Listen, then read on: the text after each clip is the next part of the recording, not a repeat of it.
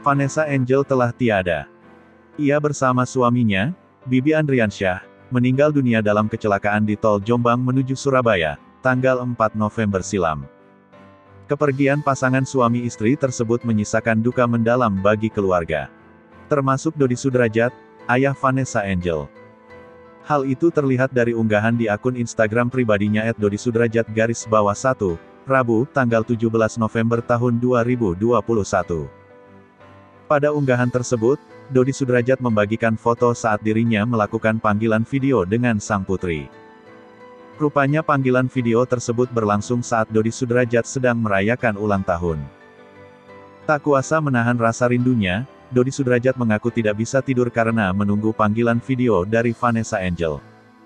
"Putri kecilku, semalam Dedi tungguin video call kamu lagi nak," pungkasnya.